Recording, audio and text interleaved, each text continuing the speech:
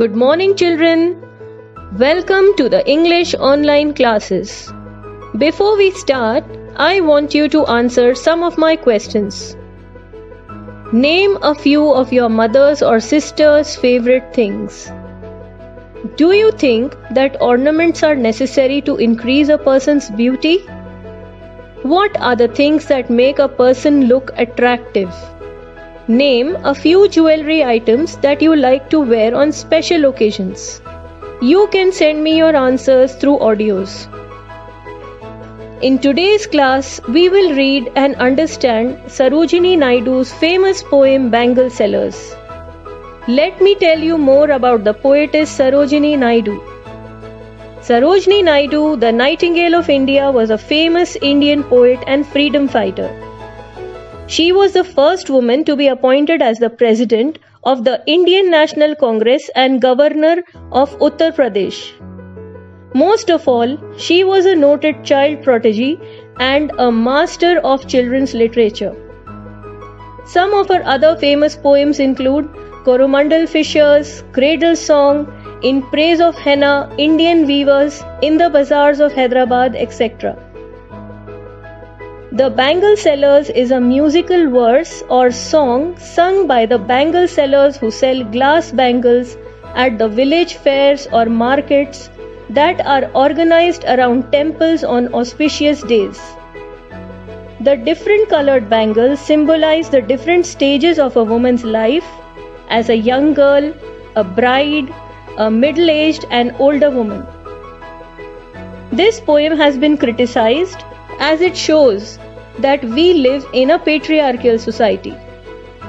Patriarchal society means a society that involves men being in authority over women. It is important to see this poem as a reflection about the lives of countless women who selflessly devote their lives in the service of their families and loved ones, never expecting anything in return. If we truly want to uplift women and bring about a change in their lives, we must make an effort to understand their lives and the expectations placed upon them by society. Now let me give you a brief summary of the poem. The bangle sellers are on the way to the temple fair and they call out to customers advertising their wares that they are carrying. Some bangles are silver, blue, red and shiny green. They are for maidens. Some bangles are golden yellow and fiery red. They are for a young bride. Some bangles are purple and gold-flecked grey. These are for middle-aged and older women. The narrators of this poem are the bangle sellers. They use the pronoun we to describe themselves and in one word tell us who they are and what they sell. Now let us read the poem slowly and understand its meaning. Bangle sellers are we who bear our shining loads to temple fairs. Who will buy these delicate bright, rainbow-tinted circles of light? Lustrous tokens of radiant lives for happy daughters and happy wives. In the first 6 lines, a group of bangle sellers are going to a temple fair to sell their wares. Underline bear. Bear means carry. Underline shining loads. It means the beautiful, glittering, shining loads of bangles. The bangle sellers use the word shining for their load as they do not feel burdened by them. They wonder who will buy their beautiful and bright bangles which will make their customers very happy. The bangle sellers call out to their customers by saying, who will buy their delicate, bright, rainbow-tinted circles of light? Here we see how well the bangle sellers are advertising their product. The bangles are delicate and brightly colored like a rainbow that reflect light, which is why the poet describes them as circles of light. Lustrous tokens of radiant lives. This means that when a woman is wearing shiny bangles, it means that she is leading a happy life. Underline lustrous. It means shiny. Radiant here means happy. For happy daughters and happy wives tell us that the women who wear them are well cared for and conscious of their beauty as well. By using the word happy, the poet conveys the human element of the bangles. Daughters who wear these bangles are happy because they will be married soon. Wives who wear these bangles are happy because they are contented in their marital life. Now let us read the next 6 lines.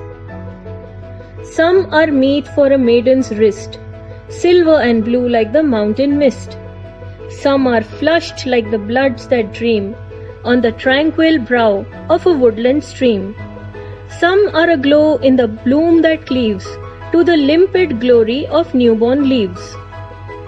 Now the second stanza describes the different colored bangles that are meet, underline meet, which means suitable, to be worn on the wrists of maidens or young girls. These bangles are of silver and blue color and as delicate as the elusive and far away mountain mist. Similarly, the young girls are also delicate and beautiful. Some are flushed like the buds that dream, like the tranquil brow of a woodland stream. Underline flushed. It means red in color. Tranquil means peaceful. Brow over here means eyebrow. Some of the bangles are of the buds that grow on the edge of the woodland stream. These buds live happily and grow in a protected, peaceful and reassuring environment where they can dream of blossoming into gorgeous flowers.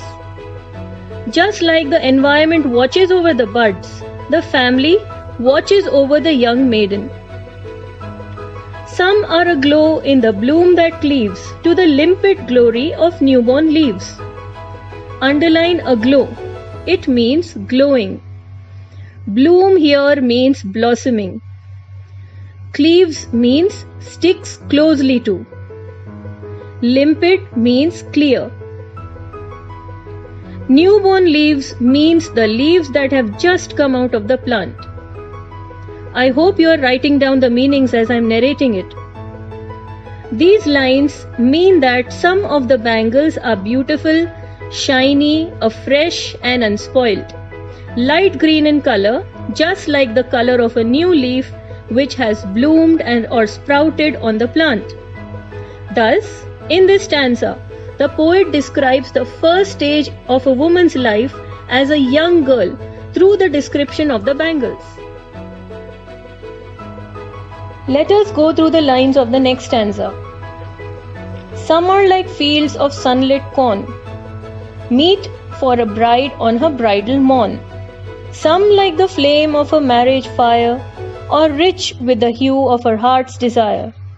Tinkling, luminous, tender and clear, like her bridal laughter and bridal tear. In this stanza, the poet talks about the second stage of a woman's life when she is a bride and about to get married. She wears bright golden bangles on the morning of her wedding day. These bangles look just as bright as the fields of corn that are lit up by the sunlight in the morning. The bride also wears fiery red bangles that are like the flame of her marriage fire. The bangles tinkle when the bride moves.